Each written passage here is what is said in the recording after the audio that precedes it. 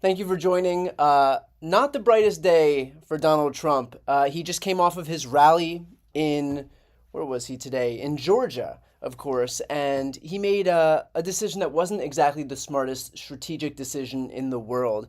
So I want to not bury the lead here and jump right into what Donald Trump just did in Georgia that will invariably not help his campaign.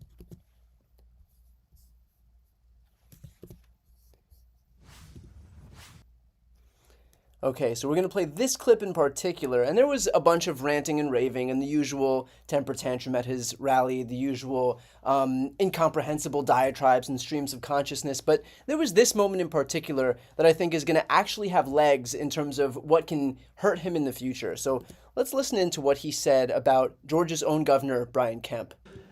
But Kemp doesn't want to end it because he's a bad guy, he's a disloyal guy, and he's a very average governor.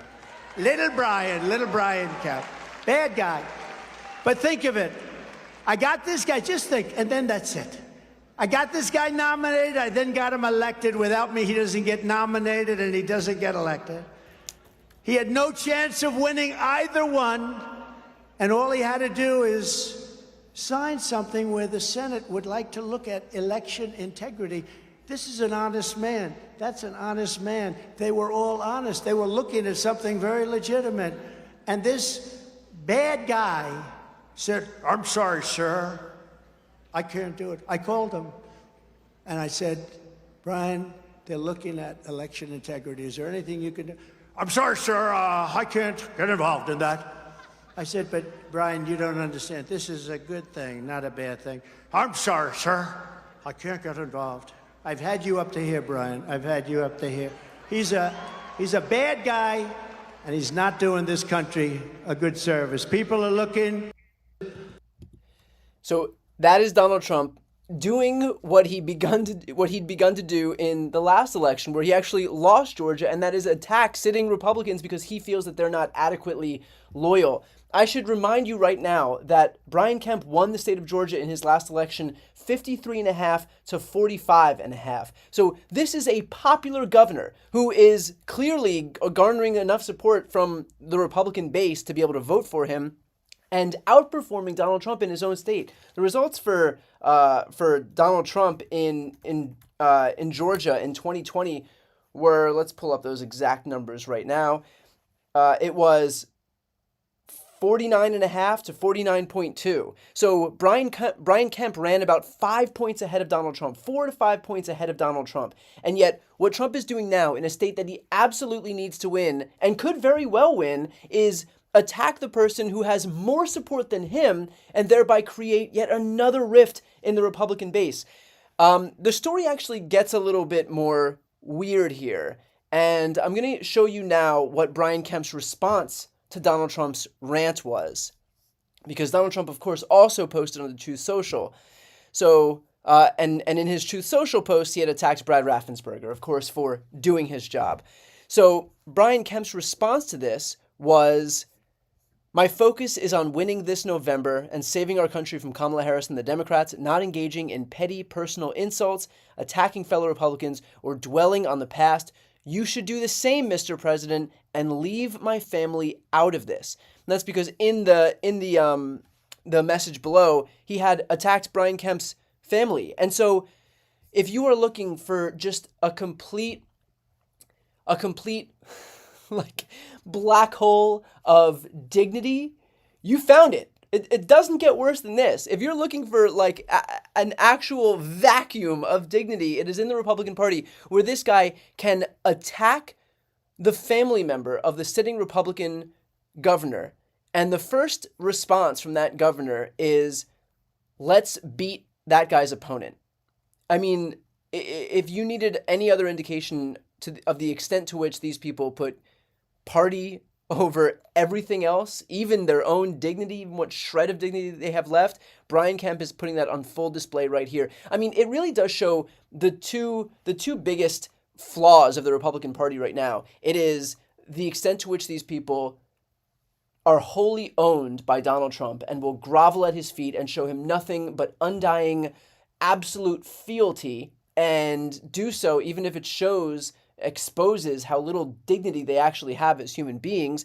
And the first part of that, which is just Donald Trump, who himself is the flip side and just requires, mandates absolute loyalty. And if he doesn't get it, even if it means breaking the law to get there, still he'll attack because that's all he cares about.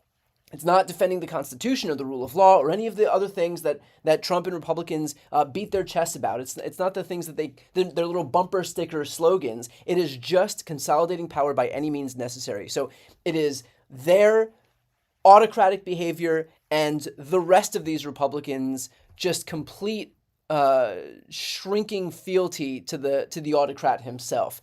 Two sides of the Republican Party right now. There was one small exemption there, and that is Brad Raffensperger himself, who was the subject of this attack. And you'll notice that Brad Raffensperger came forward and said in his own tweet, "Georgia's elections are secure. The winner here in November will reflect the will of the people." Here's the important part. History has taught us this type of message doesn't sell well here in Georgia. You'll think back to the runoff in Georgia, where Donald Trump's whole campaign during the January runoff in 2021 was predicated on this idea that the election was stolen from him in Georgia and that the whole thing was rigged. And what happened? Georgia went on to elect 2 Democratic senators because everybody had their faith in the entire system completely undermined on the Republican Party because they listened to this guy who was just ranting and raving and selling a whole bill of goods to Georgians to the point where he completely rendered them unenthusiastic about the upcoming election. And so this is exactly what's happening yet again. And Brad Raffensperger is being clear about that, and like, good on him for at least acknowledging. And look, this is not to applaud Brad Raffensperger because Georgia has some disgusting voter suppression laws that I've spoken about with Mark Elias. But the fact is that at least he can acknowledge objective reality and say, hey man, this is on you. But if you want to start attacking other Republicans and undermining trust in our elections here in Georgia, go ahead, but history has taught us that this doesn't work well here in Georgia. The very last election in Georgia is a testament to exactly that. And it actually got a little bit worse. I want to play another clip from this rally that I think kind of puts on full display the state of the race right now. And remember, this is on the backdrop of we are 90 days out. Donald Trump is slipping in all of the polls. People are energized about Kamala Harris. And it is time for Donald Trump to basically shit or get off the pot. Like, this is his moment to really hone in on a message that he thinks is going to get him elected the next president of the United States. And in this final, closing gap here, in this final home stretch, basically these last 3 months where it's just do or die, this is the message that he's selling at his rally. If Kamala Harris gets in, the travesty that is taking place at the Paris Olympics will come to America when we host the Los Angeles Olympics. And by the way, which I was president, we happened to get it. I was the president. I also got you a thing called the World Cup, which is coming very soon. So that is his closing message here with 90 days to go, basically, that he's going to just lean in on anti-transgenderism and basically just continue to attack Kamala Harris in the immediate aftermath of attacking her for being black. Like, the extent to which this guy does not know how to run against Kamala Harris is being put on full display every minute of the day. I mean, we've heard attacks from Fox News where they've claimed that Kamala Harris hugs too many people. We've heard attacks they're really just throwing spaghetti against the wall right now to see kind of what sticks. And the fact that they're saying you can't elect Kamala Harris because in 2028, we're going to basically lean in on trans panic, and you'll have all of the men at the Olympics competing in women's sports and all of women competing in men's sports. And like, that's their closing message in a general election here. Holy shit, these people do not know how to run against Kamala Harris. Of course, you had Trump just days ago claiming that the black candidate, in fact, wasn't black. And the reason she did that Donald Trump decided to do that, to lean in to this idea, is because he wants to try to drive a wedge between the black community, which is a community that he needs to make inroads with, and also Kamala Harris herself. And so he's trying to basically claim that because she's biracial, Indian American and black, that she has nothing in common. She can't be relatable whatsoever to the black community in this country. The problem is that within really the two demographic groups that he's trying to reach, which are people of color and young people, obviously people of color understand the very simple concept of biraciality. Many people of color themselves are biracial, so of course they understand what the hell it means to be biracial. And the other demographic group, which is young people, are inherently the most diverse group, generation in American history. So he's basically, talking to a wall here in terms of being able to persuade those groups in particular. This is not a good line of attack for Donald Trump, and that's being put on full display with, I spoke about this in my live stream yesterday, but Tommy Lahren has come out and basically said this is an easy way to piss an election away. Ben Shapiro came out and said pretty much the same thing, that we should be talking about more important issues. Rick Santorum, Bill O'Reilly, one after the next are coming out and saying this is really dumb, and this is a really easy way to lose the next election by digging in on just overt racism. But the problem is that Donald Trump is just so desperate for adulation from the people who are already in his camp, from the rabid right-wing Republican base, and he knows that by leaning in on racism against Kamala Harris. Remember, Donald Trump rose to power in his initial campaign in 2015, 2016 by attacking Barack Obama and launching the birther movement. So he knows that by saying this stuff, he's going to get a big applause line. And so he can't get it through his head that maybe don't say certain things, even though you'll get lots of adulation from your audience. Maybe don't say certain things because the rest of the country also sees you, who are not in this room, in this arena, cheering you on like a lunatic. And that's going to bode well. That's going to bode really poorly for you around the rest of the country. But he just can't bring himself to not do the simplest thing that's going to immediately result in applause and adulation and praise from the people who are immediately in front of him. And that's the most important thing to him. And so he's going to cast everything else aside because he just basically wants to be pet by his adoring fans. And so this is what we're left with, a campaign that is yet again focused on only the most rabid factions of Donald Trump's base and not expanding that coalition at all, even as at the same time he claims to want to be able to reach out to people of color and young people, and yet is launching attacks that are only going to serve the purpose of pushing those exact people away. I would think that there would be no easier way to push away young people and people of color than digging in on this idea that the first black female nominee for president of the United States is not black. I mean, we have eyes, right? You can see Kamala Harris. We know her background. We know that she's half Indian, half black, and so she's black. Barack Obama was black. He was mixed race as well, and nobody doubted his race. But this is all Donald Trump knows. He knows racism. He has a whole lifetime of practice with it, from denying tenants the ability to rent his units, to putting in a full-page ad in the newspaper calling for the death penalty for the wrongly convicted Central Park Five, to claiming that he wants to do a Muslim ban against anybody who wasn't who was of that religion, and the examples go on and on. So this is what he has practice with, and also he just has an undying need for affection from the people who are going to cheer for stuff that is exactly like that. And by the way, the people who are cheering for him are not young black people who he needs; they are old white people who he's already got. And there was also one misstep in this rally that I thought was particularly entertaining, and that is they handed out signs that said, "You're fired," in big bold letters. But what you can't see on these signs, and that you really need to zoom in super light colored font, it says, "Lion Kamala, you're fired." But they made up those signs in such a way that you can't read the Lion Kamala part. All you can read is "you're fired." And then they all paraded themselves on stage, J.D. Vance, Trump himself, and stood in front of signs that said "you're fired." I don't know if that's the optics that they were going for in this final stretch, especially as Donald Trump and J.D. Vance continue to lose support and crater in the polling. But But I can guarantee you that we will not see these signs again, where again you can't even see the Kamala part. All you see in big bold letters is where it says "You're fired." Oh man, it's like everything that could possibly go wrong in Donald Trump's campaign right now is going wrong in the campaign.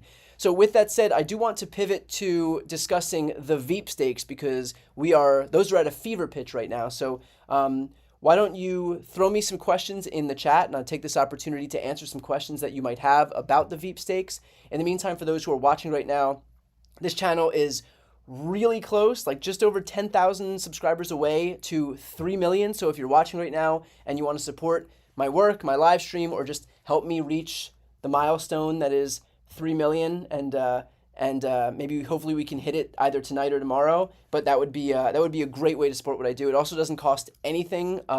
Nothing is paywalled on my channel. It never will be. That's just a great way to support my work. And of course, if you have questions, make sure to tag my name in the chat. Again, to be able to participate in the chat, you do have to subscribe, but it doesn't cost you anything to subscribe. So just hit the subscribe button. Okay, let's talk about the debate for a minute because I am getting this question. Do I think that Kamala Harris will agree to Donald Trump's offer of Fox News on September 4th? And in any way, do you think it's possible they can agree to debate both days? I think that right now Kamala has the upper hand. Here's the problem. Donald Trump knows that he doesn't want to debate Kamala Harris. So what he's doing is continuously moving the goalposts. And so he's saying at first that okay, maybe we should add in a Fox News debate. And then his next post on Truth Social is like, maybe I won't do the ABC News debate. And then the next post is, okay, actually when Biden dropped out, the ABC News debate is terminated. And then it's, okay, unless we do Fox News, then there won't be any debate at all. So the goalposts keep moving, with the natural conclusion of this being that Donald Trump doesn't want to debate at all because he knows that debating on Fox News is something of a poison pill. We're talking about a network that has just paid $787 million for lying in direct response to what Donald Trump was feeding them. This is a network that lied on behalf of one of the candidates who wants to get up on this stage. And before anybody says, well, it's Brett Baer, and so he's not Sean Hannity or Judge Jeanine or Jesse Waters. Remember, it was Brett Baer that wanted to take Arizona's electoral votes out of Joe Biden's column, even though he'd won them in 2020, and put them into Trump's column. He wanted to just call Arizona for Donald Trump apropos of nothing because he was bending to the pressure that Donald Trump was putting on the network for calling that state correctly. So let's not pretend for a second that Brett Baer is a moderate or even lends any veneer of legitimacy to that network, which is what I would have said before that. But he is just as much partisan hack as the rest of them. He just dresses it up in a more moderate outfit. But all of these people are complete hacks, complete right-wing sycophants for Donald Trump. So the notion that they should not debate on ABC News, which would be a neutral venue, because let's be clear, it's not like legacy media has ever been overtly friendly to the Biden administration. They've been complaining about the fact that they haven't gotten an interview with him for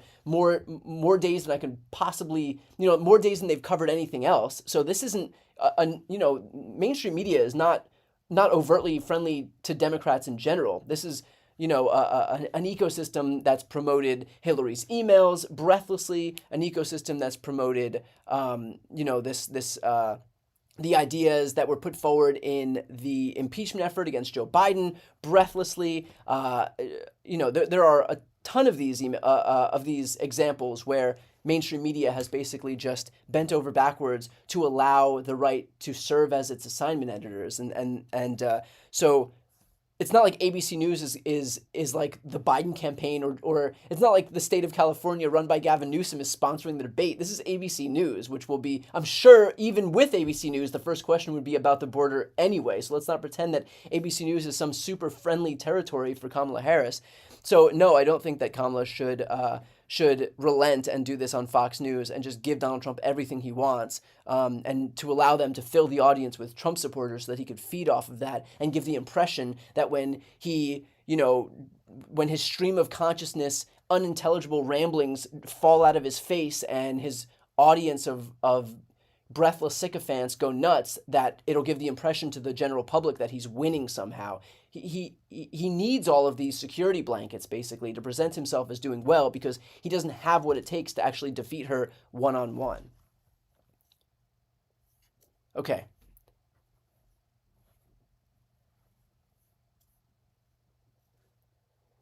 Okay, so let's talk about the Veep stakes, because I'm getting a lot of questions about this. So,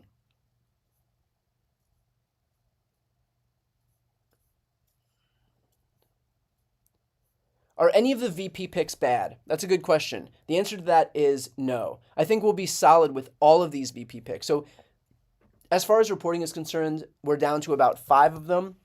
It looks like Tim Walz, Josh Shapiro, Mark Kelly, Pete Buttigieg, and Tim Walz, Mark Kelly, Josh Shapiro, Pete Buttigieg, and possibly Andy Beshear. Of course, it could be more. Everything. Here's the thing. Everybody who's actually in consideration is keeping their mouth shut about it. So inherently, the reporting is going to be from people who don't know what they're talking about, because the people who are in on it, who don't, like the people whose offices are involved, for example, they don't want to do anything to jeopardize it, so they're keeping their mouths shut. The people who are willing to talk about it are people who aren't in those offices then and who have no vested interest and so don't really know. So that's my caveat for any of the reporting that we're seeing about the Veep stakes. But long story short, no, I think all of them are completely solid. Look, Pete Buttigieg is probably the best communicator that we have in the Democratic Party. He's an assassin when it comes to debates or speaking on any network, so he would be excellent.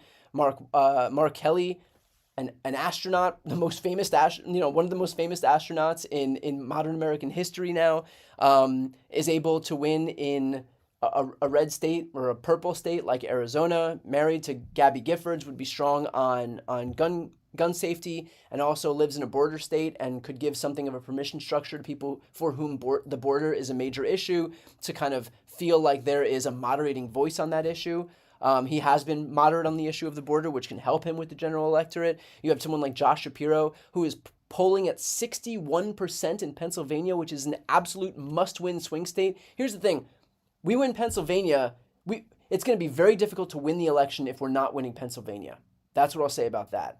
Josh Shapiro is exceedingly popular in the actual state that we need to win. So there's that. Tim Walz has been an excellent communicator and surrogate for Kamala Harris, has presided over, as governor, one of the most progressive terms in probably Minnesota's history, with legislation ranging from helping kids have access to lunches all the way to voting rights reforms that we would love to see implemented across the entire country. So have I forgotten anybody? Andy Beshear, look, another Democrat who was able to win in a red state like Kentucky, an exceedingly red state like Kentucky. So all of these guys are great communicators. All of them have been great surrogates. They all have, strong records to run on, and a lot of them have appeal with the entire country, basically. So I don't think that there are any weak choices. I think that certain people can confer more benefits than others. Like, for example, here's what I would probably presume. I think that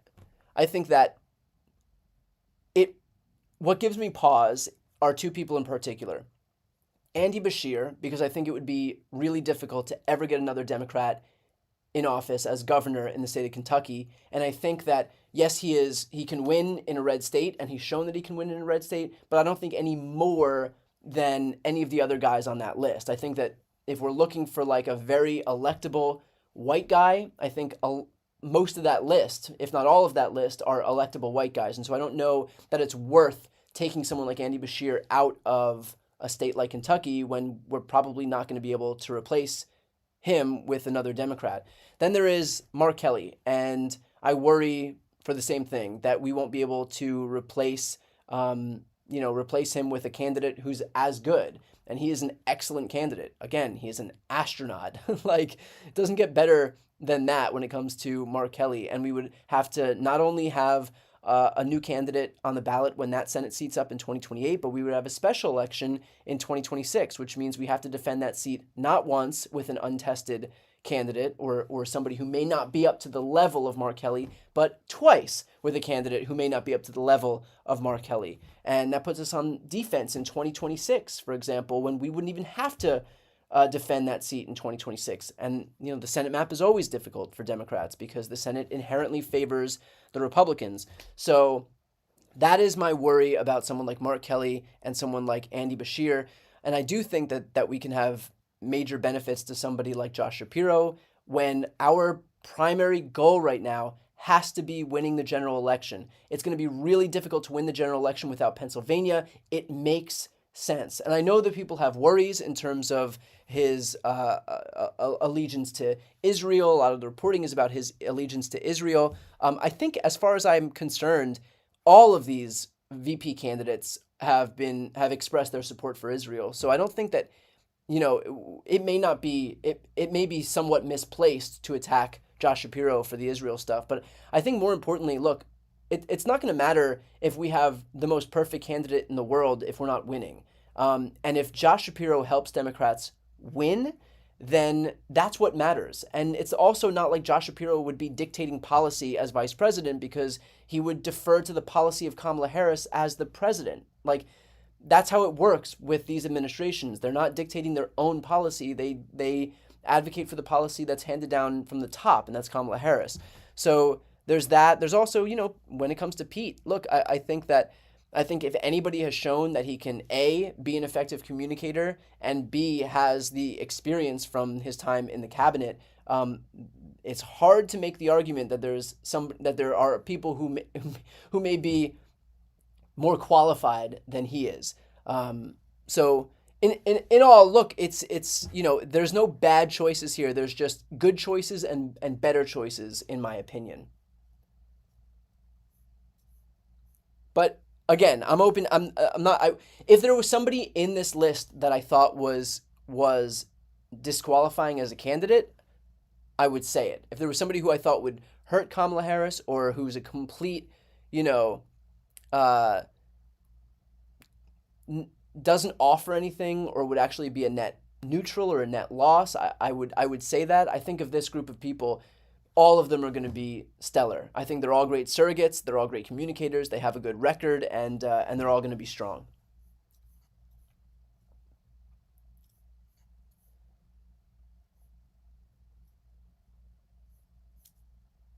Okay, let's go back to the questions here.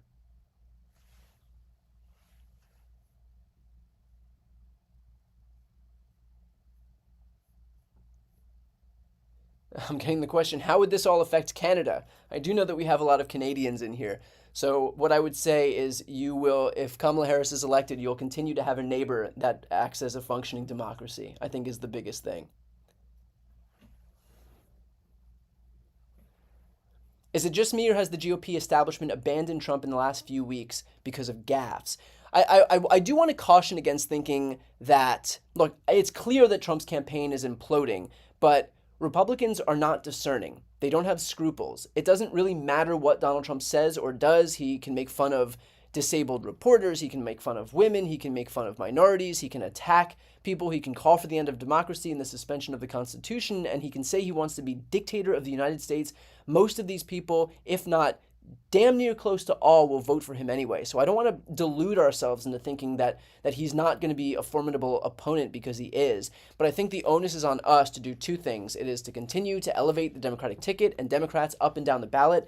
And two is to continue to call out Donald Trump's gaffes, his cognitive decline, and his weakness here. Because so much of Trump's appeal is this perception that he's a strong man. And for example, when he has this debate challenge that's posed to him by Kamala Harris, and he backs out and pretends that he can't do it for XYZ reasons and starts advocating for other days and other networks and giving poison pills, it just shows that he's scared. And like, this is supposed to be their alpha. This is supposed to be their strong man, their tough guy, somebody whose entire identity is predicated on his strong vibes, who can't even come out and continue to abide by the very debate date that he himself had agreed to when it was Joe Biden. Call him out for being weak, because it's not like he has it's not like he has any legislative expertise. It's not like he has any foreign policy chops. It's not like he is a good speaker. It's not like he has a good vocabulary. It's not like he's particularly inspiring.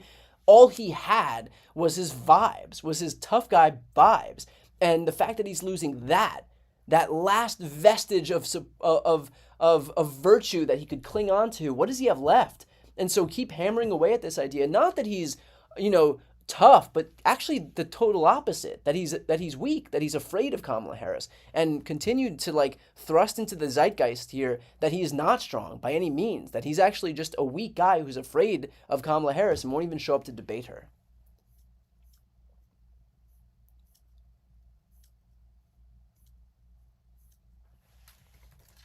Okay, let's keep answering questions here.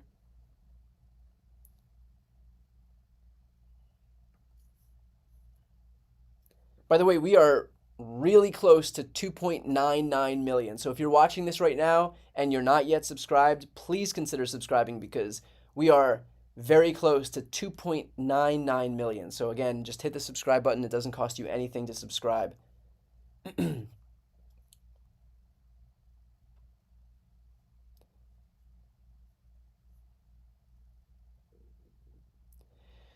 With sentencing in New York in September and movement on the DC case, how do you think Trump's legal issues coming back into the spotlight will affect this election?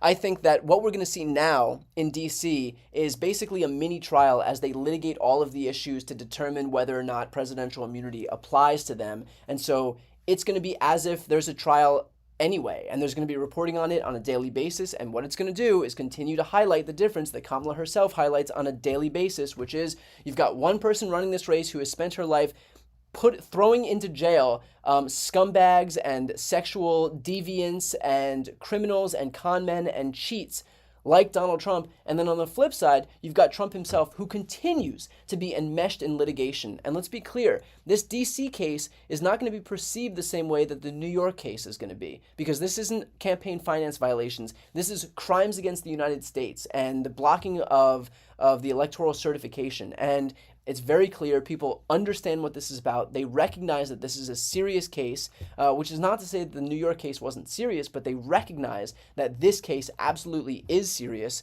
to a much greater degree. And now we're going to be able to litigate all of the issues in this mini trial, even if it's just to determine whether or not Donald Trump can actually be tried on those issues. So, I think it's going to just exacerbate these differences between the two candidates, and that's not going to redound to Trump's benefit in the slightest.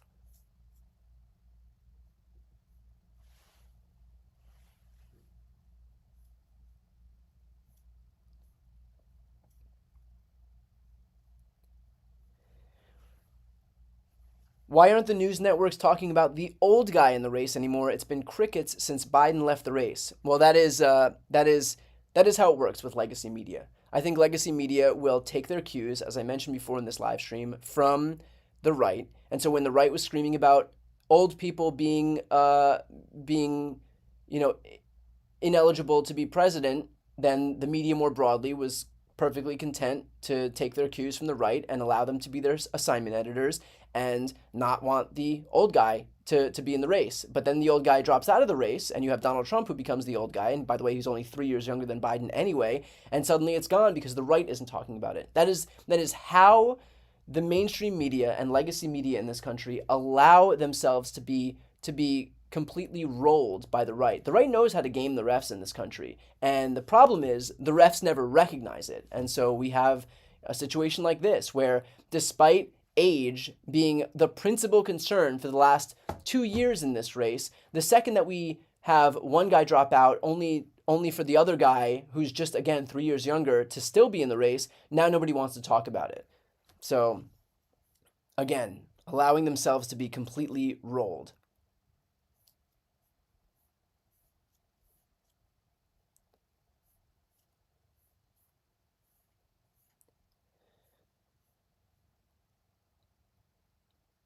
Will they indict Trump in Arizona? Possibly. I mean, there is this case coming forward that is very similar to the RICO prosecution in Georgia that's happening in Arizona. So it's possible that Trump could eventually be indicted. A lot of this is going to depend on what happens in this next election. be forewarned. If Trump wins in November, he will use like some perverted interpretation of the supremacy clause to try to wipe away any indictments and prevent any prosecutions from moving forward.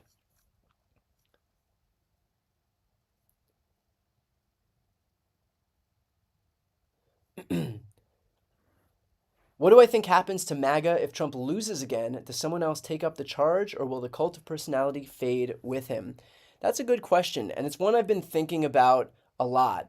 The problem is, I think that a lot of these people have been groomed to support politicians who act a certain way, and that is the way that Donald Trump acts. And so I don't think that it's going to be like in one of those movies how when you have the main zombie who dies, and then all of a sudden everybody who was under the zombie spell just snaps out of it like that.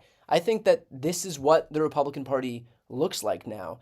There's going to be some, if Trump loses, there's going to be a reckoning where, you know, maybe they deluded themselves into not changing their ways after 2020 because they're still pretending that they won. Normally, if you have a candidate like Trump who is politically toxic and continues to lose, as he has been responsible for losses in 2018, 2020, 2022, 2023, you would take that as evidence that you need to go in a different direction. The problem with this MAGA party is that by virtue of pretending that they won elections that in fact they lost, they're never giving themselves the opportunity to actually retool so that they can win the next time. They just keep pretending that they won. Carrie Lake still thinks she's the governor, and she lost like 2 years ago. She's running for the Senate. How can you run for the Senate at the same time that you think you're the sitting governor? And so, you know, I think because they've just convinced themselves that anytime they lose an election, it's fraud, then it's never going to give them the opportunity to actually say, okay, what do we have to do moving forward? How do we have how can we act? You know, how can we adopt new candidates? What new policies do we have to enact? Or adopt rather, how can our platform change so that we can win moving forward? They're not doing that. They're not giving themselves the opportunity to do that. They're actually screwing themselves over in that respect. And so do I think that all of a sudden there will be a different kind of Republican Party?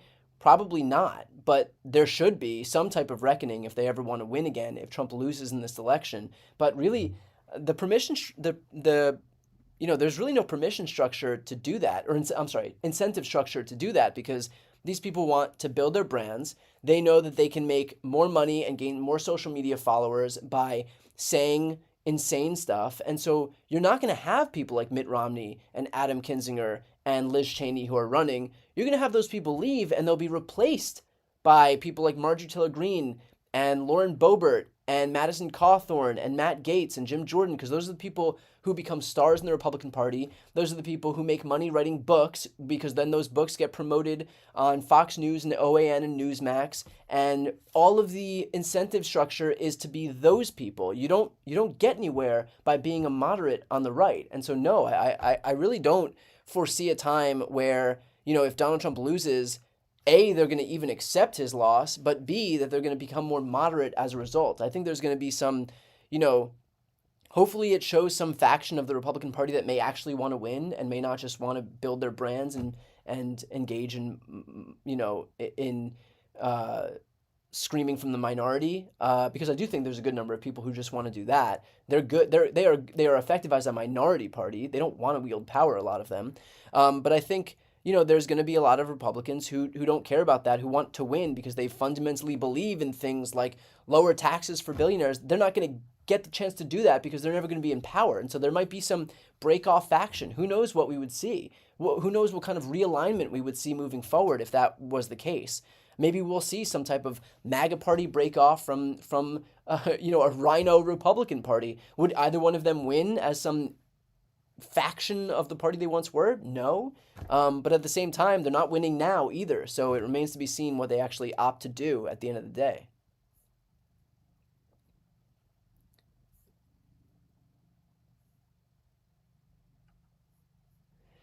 I think we need Shapiro as VP. He's a moderate that's also backed by TYT, and Nate Silver says he's the best for the Electoral College. Look, I think there's definitely a strong argument to be made for Josh Shapiro. And this is what I was saying before, is it's not going to matter how perfect the VP candidate is if we can't win. And Pennsylvania is the most important state. We don't win without Pennsylvania. If we're at a point where we are losing Pennsylvania, then we're probably losing more conservative states than that, even in the battleground states like Arizona and Nevada and Georgia. So really, the way that Pennsylvania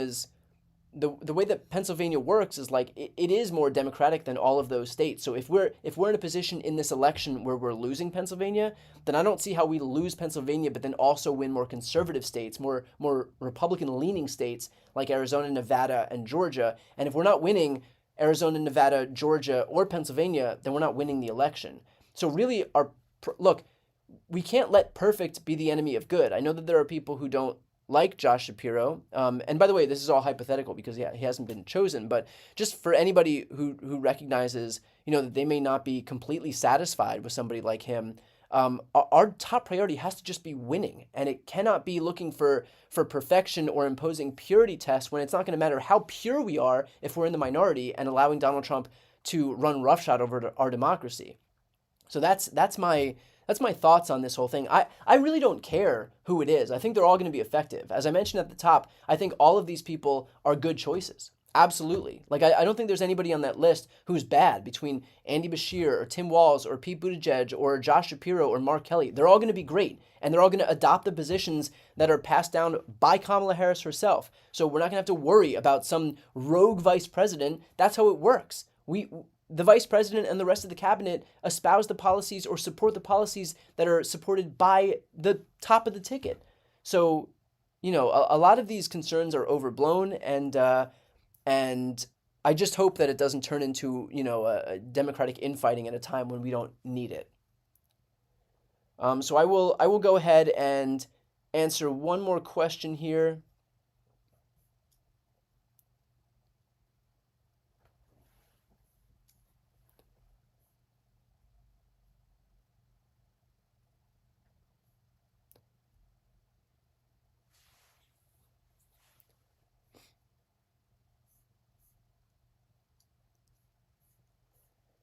Let's see.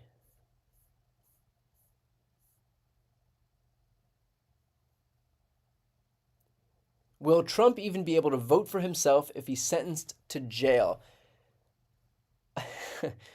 So the way Florida works is Florida will take its cues from New York, from the state in which, if somebody is a resident of Florida and that person is indicted and convicted in another state, Florida will match the rules of voting rights in that state as it relates to the person living in Florida. So, for example, New York would allow someone who is convicted to vote, and so Florida, in that case, would allow somebody who's convicted to vote because they'll mirror the rules of the state in which that person was convicted. Even if they were in a state that had harsher rules, I think Florida would still allow Donald Trump to vote because